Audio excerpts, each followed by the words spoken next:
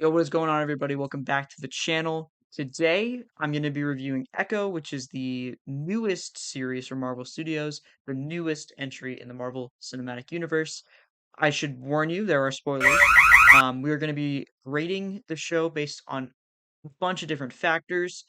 And with that all being said, let's just hop right into it. Put him on the news. I'm even like. First thing that we have to talk about here is story. The story is solid. It's got good foundations for both of its plots. There's a plot that really is about tie-ins to native culture and her ancestors of the Choctaw native community. Now, I had the pleasure of actually attending a Indigenous Peoples History class at my college last semester, so I knew a little bit of background. I'm not going to say that I know everything about native culture or indigenous culture, nor do I don't say that. So I don't try to fool you guys and say I know everything. I don't. But I think it handled the themes um of family and community very, very well. I know those are two things that are very important to indigenous populations in America, and they do a very good job of it. But of course, most people were really watching this for the tie-ins to the Kingpin. That was really the main marketing selling point. And I don't love that. Marketing-wise, I think this show could have done better with really accentuating the fact that it's a show about native culture, but honestly, they did fine. Both aspects of the plot are there and they're well thought out. I heard some people talking about, oh, the Kingpin saga, it's not good. I actually really like that aspect of the story. You know, especially towards the end, Maya's sort of understanding that she has to let the idea of Kingpin go. That it's not about if he wins or if he loses, but letting the idea of him go and stop him from controlling her life. And I think that's a really, really, really good aspect of the story. I would argue the story is a solid B plus. I think that there are definitely issues, like the fact that it's a TV show tends to give it a little bit of issue there, but honestly, I have no issues with the story as a whole. I think there's just tiny things that make it a little annoying. Characters. So we're not going to talk about the main character. We're talking about the side characters around Echo. Henry. Henry Lopez was one of the characters. He was her uncle. He's a good character. He runs like a roller rink, and he's funny, but he also seems to genuinely care. And that's people that Echo really needed in her life, that Maya really needed in her life. So that was nice to see. Chula, I believe her name was, which is Maya's grandmother. She's all right.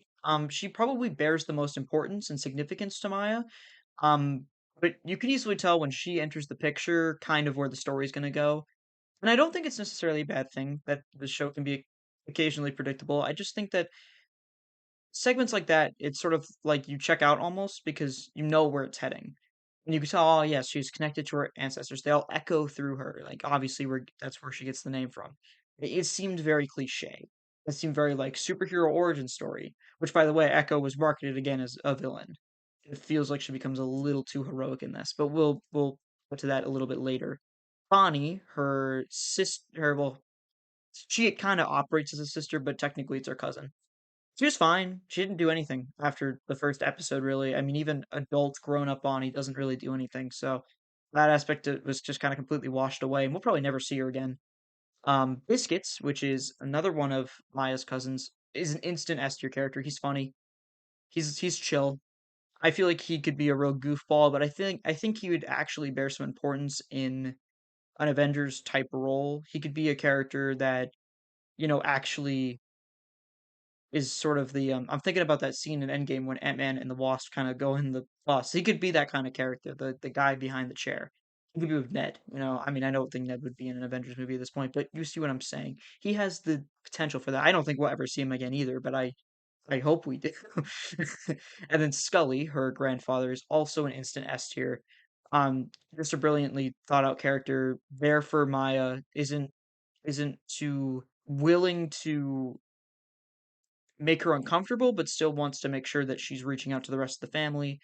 Just an amazing character, and he was funny too, and just every aspect of him was really well done. I have no complaints with Scully.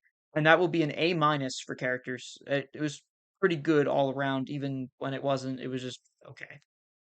Main character. Well, I care about Echo now, which I didn't when Hawkeye came out.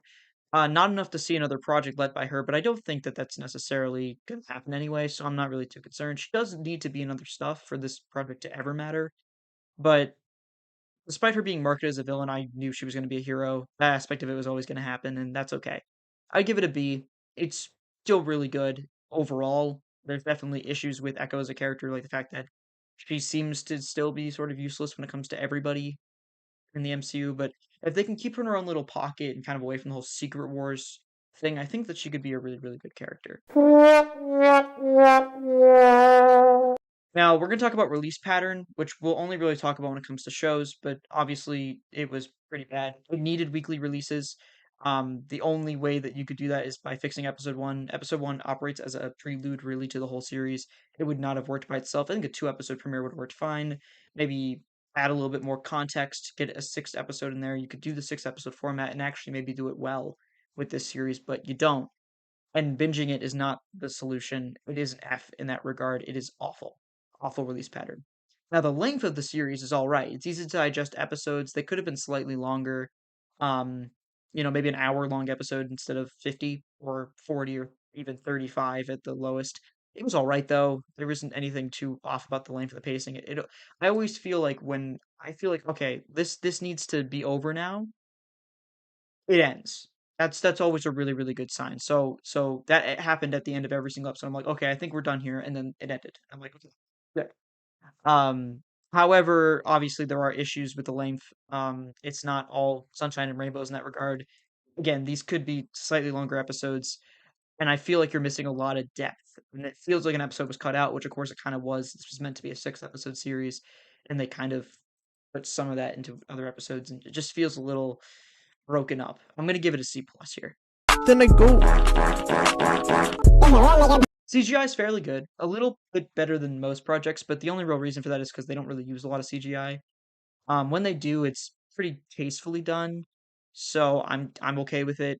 But it is utilized fairly rarely, and sometimes you can see they're on a green screen operating. But honestly, that's kind of typical of Marvel projects. I'll give it a B. There's some stuff that's not great about CGI, but nothing that would really take you out of the moment.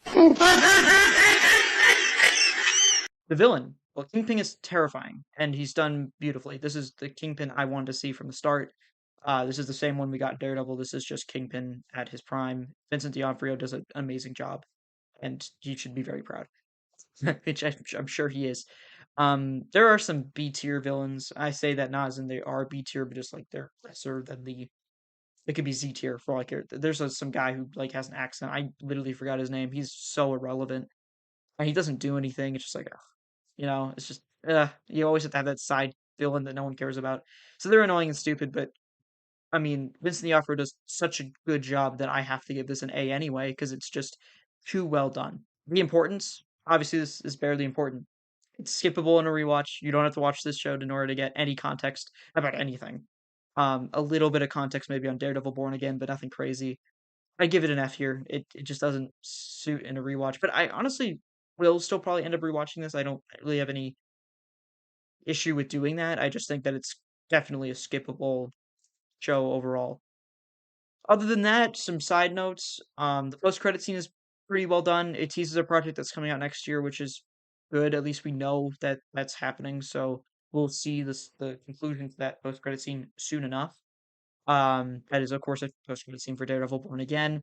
The TVMA seemed unnecessary. This was obviously TVMA, but it didn't have to be, and you can kind of tell that they were really pushing it in the marketing so they could get people to watch it. It's just kind of lazy. This could have easily been TV-14, and I wouldn't even have batted an eye. The Daredevil scene, there's a little cameo in the first episode. It's a cool scene. That's all he gets. Uh, he's just unnecessary. If you took it out, it wouldn't make the show any worse, really. It's just a neat little thing. I was a little hyped for a second, but yeah, giving him a 2 minute action scene just feels like, hey, we want more. It's like, well, it is Echo's story. You're not in it for Daredevil, but it's kind of like why put him in there at all. He doesn't need to be there, and he doesn't serve any importance to the story overall. And like I said, the action's good, but clearly it's toned up for no reason, and most of the things here are just not good. So I'm gonna give the other a D minus because there are a lot of things about the show that that didn't need to happen. Um, Final grade though, I know we ended off on a really sour note, but there's a lot of good things in here. This is not your typical Marvel project, in that it is your typical Marvel project, which I know sounds weird, but we've had so much atypical stuff. It's really nice to be able to get to a project that we could have said, if it had released in phase three, would have been like, all right, this is pretty good. And we would have taken it with the rest. This is a B project. I'm gonna give it a B. If I had to give a number to it, I guess maybe like a 7.5. I know it's kind of weird to say, but it would probably be around there. It could reach 8, but it's not that good. I think that, again, if it was released in a different time period, I think a lot of people would really be like, "Ah, this is pretty good." Because no one's really watching, people are sick of the MCU a little bit, you're seeing a little bit of that discourse. That's just my opinion. Obviously, the best way to get opinions on these types of things is to watch it yourself. I highly recommend you do it. It is an easy watch in terms of overall time. You can take 3 hours, maybe 3.5, and get it done. You can break it up.